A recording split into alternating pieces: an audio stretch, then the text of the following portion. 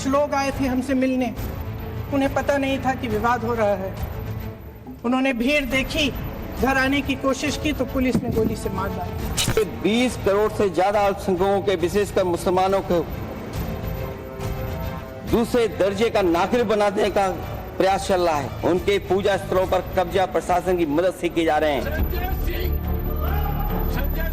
मौका संविधान पर चर्चा का था, लेकिन क्या इस मौके का इस्तेमाल विपक्ष ने अपना नैरेटिव सेट करने के लिए किया? विपक्ष की ओर से इस चर्चा की शुरुआत प्रियंका गांधी ने की।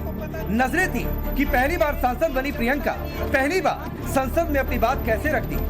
प्रियंका बोली तो संविधान का जिक्र भी किया, लेकिन तुरंत ही उन्नाव और संभल पर आ गए। सुनिए।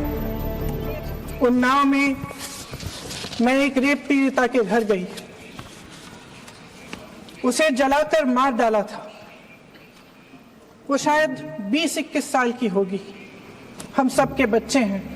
हम सोच सकते हैं कि अगर हमारी बेटी के साथ बार बार बलात्कार हुआ और फिर जब वो अपनी लड़ाई लड़ने के लिए गई तो उसको जलाकर मार डाला गया होता तो हम पर क्या बीतती।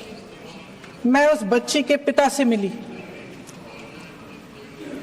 उसके खेत जलाए गए थे, उसके भाइयों को पीटा गया था, उसके पिता को बाहर से घर के बाहर घसीट कर मारा गया था। उस पिता ने मुझे बताया कि बेटी, मुझे न्याय चाहिए।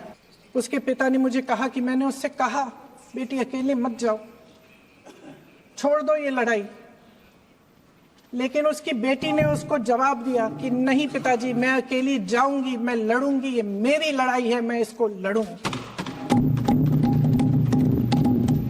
ये लड़ने की क्षमता, ये हिम्मत उस लड़की को और करोड़ों भारत की नारियों को हमारे संविधान में।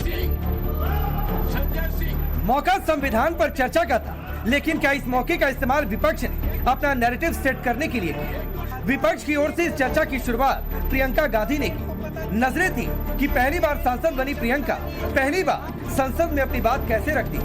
प्रियंका बोली तो संविधान का जिक्र भी किया, लेकिन तुरंत ही उन्नाव और संभल पर आ गए। सुनिए। उन्नाव में मैं एक रेप पीड़िता के घर गई, उसे जलाकर मार डाला था। वो शायद 20-21 साल की होगी। हम सबके बच्चे हैं। हम सोच सकते हैं कि अगर हमारी बेटी के साथ बार बार बलात्कार हुआ और फिर जब वो अपनी लड़ाई लड़ने के लिए गई तो उसको जलाकर मार डाला गया होता तो हम पर क्या बीतती। मैं उस बच्ची के पिता से मिली। उसके खेत जलाए गए थे, उसके भाइयों को पीटा गया था, उसके पिता को बाहर से घर के बाहर घसीट कर मारा गया था।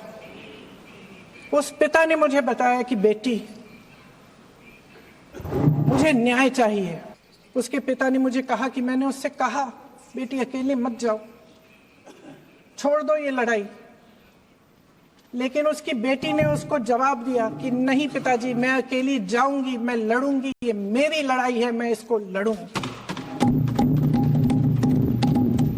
ये लड़ने की क्षमता, ये हिम्मत उस लड़की को और करोड़ों भारत की नारियों को हमारे संविधान में। प्रियंका गांधी जिस उन्नाव की बात कर रही हैं, उस मामले की जांच देश की सबसे बड़ी एजेंसी सीबीआई के हवाले है। संभल का जिक्र करते हुए प्रियंका गांधी ने पत्थरबाजों पर कुछ नहीं बोला, लेकिन ये दावा जरूर कर दिया कि जो मरे हैं वो पुलिस की गोली से मरे। तो सवाल है कि क्या प्रियंका के पास इस बात के सबूत हैं कि पत्थरबाजों की मौत पुलिस की गोली से हुई, और अगर नहीं तो क्या लोकतंत्र के मंदिर से उन्होंने देश को गुमराह नहीं किया? सबसे बड़ा सवाल कि संविधान पर चर्चा का इस्तेमाल क्या प्रियंका गांधी वाड्रा के जरिए कांग्रेस ने दलित मुस्लिम वोट बैंक को साधने के लिए किया? प्रियंका गांधी के बाद अखिलेश यादव खड़े हुए। अखिलेश की बातों में उपचुनाव में हार का गम और तुष्टीकरण की सियासत साधने की कवायद ज्यादा दिखी। सुनिए। वोट डालने का अधिकार जिनको था उनको अधिकार से रोका गया, और जो लोग वोट डालने जा रहे थे उन्हें डराया धमकाया जा रहा था। ऐसे इंतजाम किए गए थे कि ये वोट डालने के लिए वोट बूथ तक न पहुंच पाए। वो तस्वीरें अध्यक्ष महोदय न केवल हम लोगों ने देखी बल्कि पूरे देश और दुनिया ने देखी होंगी कि किस तरीके से उत्तर प्रदेश की सरकार के प्रशासन के इशारे पर एक पुलिस के अधिकारी ने महिलाओं को वोट से डालने से रोका और रिवॉल्वर दिखा करके कहा कि वोट डालने नहीं जाओगे। 20 करोड़ से ज्यादा अल्पसंख्यकों के, विशेषकर मुसलमानों को दूसरे दर्जे का नागरिक बनाने का प्रयास चल रहा है। उन पर हो रहे अत्याचार प्रतिदिन बढ़ते जा रहे हैं। उनकी संपत्ति को लूटा जा रहा है, हत्याएं की जा रही हैं, घर तोड़े जा रहे हैं, उनके पूजा स्थलों पर कब्जा प्रशासन की मदद से किए जा रहे हैं। आगे जो लक्ष्य है, विचार, व्यक्ति विश्वास, पंथ और उपासना की स्वतंत्रता, अन्याय के खिलाफ विचार व्यक्त करने पर जेल, अभिव्यक्ति की स्वतंत्रता का अर्थ है देशद्रोह। अगर भाजपा के मत के नहीं हैं, दूसरे धर्म के हैं तो प्रताड़ना के हकदार हैं।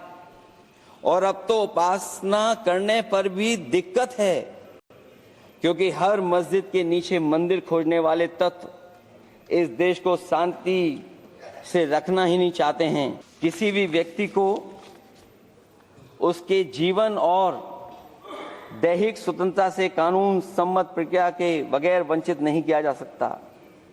ये सबसे महत्वपूर्ण मौलिक अधिकार है, लेकिन सबसे ज्यादा इसी का दुरुपयोग हो रहा है। फर्जी मुठभेड़ में हत्याएं, जेल के अंदर हत्याएं और पुलिस अफरीक्षा में हत्याएं। आदमी कहीं भी सुरक्षित नहीं है। अखिलेश यादव को वोटिंग के दौरान पुलिस अधिकारी के हाथ में रिवॉल्वर दिखा, लेकिन सामने से हो रही पत्थरबाजी नहीं दिखी। अखिलेश ने कोर्ट के आदेश से हुए सर्वे पर सवाल उठाए, लेकिन पत्थरबाजों पर खामोश रहे। अखिलेश यादव ने यूपी में फर्जी एनकाउंटरों का आरोप फिर से लगाया, लेकिन ये भूल गए कि योगी राज में कोई भी एनकाउंटर अभी तक की मजिस्ट्रेट या न्यायिक जांच में फर्जी नहीं पाया गया। तो सवाल तो यहाँ भी है कि संविधान पर चर्चा के नाम पर अखिलेश यादव ने क्या सिर्फ तुष्टीकरण का कार्ड खेला। सवाल ये भी कि प्रियंका गांधी को उन्नाव संभल दिखा, अखिलेश को रिवॉल्वर सर्वे के आदेश और एनकाउंटर दिखे, लेकिन इस बात पर नहीं बोले कि बहराइच में जो हुआ क्या वो संविधान सम्मत थी। संभल में सर्वे के दौरान पत्थरबाजी क्या संविधान सम्मत थी। पुलिस की गोली से मौत का कोई सबूत नहीं, लेकिन सरेआम इसका दावा करना क्या जनप्रतिनिधि को शोभा देता है। मणिपुर दिखा, लेकिन बंगाल में महिलाओं के साथ हैवानियत का नहीं दिखना क्या सियासी दोहरापन नहीं। और सबसे बड़ा सवाल कि संविधान के 75वें साल की शुरुआत हो रही है, लेकिन इस मौके का इस्तेमाल कैसे हो रहा है। संवैधानिक व्यवस्थाओं को दुरुस्त करने के लिए या तुष्टीकरण और एजेंडे वाली पॉलिटिक्स को धार देने के लिए। Bureau report, times now Bharat.